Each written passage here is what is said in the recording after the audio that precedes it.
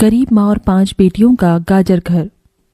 बाबूजी, रोटी बना दी है, खा लीजिएगा, मैं खेत पर जा रही हूँ। तभी खटिये पर से बूढ़ा रामा खांसते हुए बोला, अरे बहू, ये ले, मेरी शॉल लेती जा, बाहर बड़ी ठंड पड़ रही है। नहीं बाबूजी, इसकी जरूरत आपको ज्यादा है, क्योंकि घर में ओढ़ने को एक भी कंबल नहीं। माँ, आज हम तीनों भी आपके साथ चलेंगे खेत पर बच्चों, तुम्हारे पास स्वेटर भी नहीं, सर्दी लग जाएगी। माँ, जल्दी तो आपको गुलिया दीदी और तानी दीदी को भी लगेगी।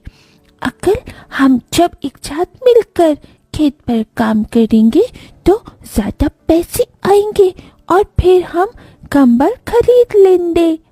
मेरा राजा बेटा कितना समझदार हो गया है, माँ के दुख को समझने लगा है। सरिता अपने बच्चों के साथ खेत पर आती है, जो कि जंगल के पास पड़ता था।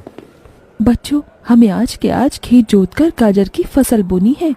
सरिता की चारों बिटिया और राजा भी कड़ी मेहनत से बंजर खेत को जोतते हैं और फिर सब मिलकर खेती करते हैं। दिन बीतते हैं। एक रोज जब सरिता घर आती है तो वो अपने पति को घर में जुआ खेलते देखती है। अरे बिरजू, भूख लगी है। ये ले, दारू 2 घूंट मार ले। अरे खाली दारू, इसके साथ कुछ चखना मिल जाता तो मजा आ जाता। अरे देख बिरजू, तेरी लुगाई आ गई। बिरजू को घर में जुआ खेलते देखकर सरिता बौखला कर बोली, अजी, तुमको शर्म नहीं आती? घर में जुआ खेलते और दारूबाजी करते। तो फिर बोली, अरे जानती नहीं, पति परमेश्वर होता है और पत्नी की जगह पति के पैरों में होती है। चल जल्दी से मेरे लिए अंडा ऑमलेट बना और गरम रोटी भी। तुम्हें अब मुफ्त का खिलाने को राशन नहीं मेरे पास। 6 बच्चे हो गए हैं, जानती भी हो इन सब का पेट कितनी मुश्किल से पाल रही हूँ मैं। तुम्हें तो जिम्मेदारी से मतलब ही नहीं।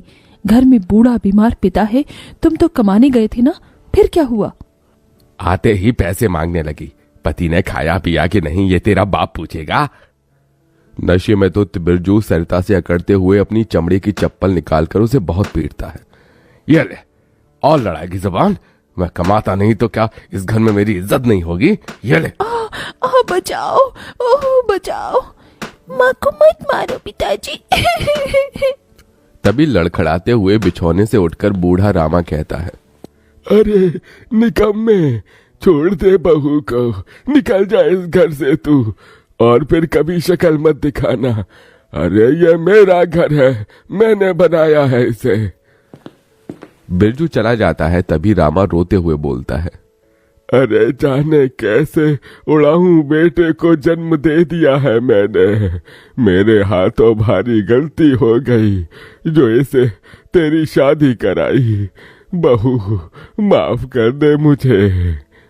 पर उस 5 बेटियों की गरीब माँ का दुख इतना ही नहीं था कि एकदम से जोरदार तूफान उठा और झोपड़ी की छत हवा के झोंके से उखड़ कर गिर गई।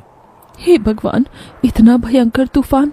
तानी, गुड़िया, अंजू, तुम तीनों सोनी, राजा और मुनिया को लेके बाहर निकलो, मैं दादाजी को लेकर आती हूँ। उठिए बाबूजी। नहीं बहू, तू जा, मेरा समय आ गया है। तुझे उन 5 बच्चियों की सौगंध, तेरे बाद उन्हें देखने वाला कोई नहीं। जा बहू, जा। सरिता के बाहर निकलते ही पूरी झोपड़ी गिर जाती है। सरिता छाती पीट पीट कर रोने लगती है। बाबूजी, अरे कैसा निर्दयी है रे तू ऊपर वाले। क्या मिला आखिर, क्या मिला तुझे मेरा घर उजाड़ कर? तू खुद तो अपने घर में सो रहा है और मेरी 5 बेटियों को बेघर कर दिया। जवाब दे, तू बोलता क्यों नहीं? सरिता को टूट कर रोता देखकर उसकी 5 बेटी भी बिलख बिलख कर रोती है। चुप हो जाओ माँ, रो मत। माँ, मुझे जल्दी ठंड लगती है। हे भगवान, इतनी बर्फ गिर रही है, मुझे इस ठंड से अपने बच्चों को बचाना होगा। सरिता सबका दरवाजा खटखटाती है, मगर कोई भी मुसीबत में उसकी मदद नहीं करता। हार कर वो अपने जंगल वाले गाजर के खेत में आ जाती है और सब रात भर ठंड से कांपते ठिठुरते हुए बीतती है। माँ, बहुत भूख लगी है।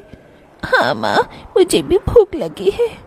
तभी सरिता की सबसे बड़ी बेटी तानी खेत में देखती है जहां लाल लाल गाजर उगे थे। देखो माँ, हमारे खेत में तो गाजर तैयार हो गए हैं। फिर तानी अपने सभी भाई बहनों को गाजर तोड़ कर देती है। ये लो मेरी बहनों, गाजर खा लो। अपनी बेटियों को ठंड में ऐसे देख उस गरीब माँ का मन अपार दुख से भर जाता है।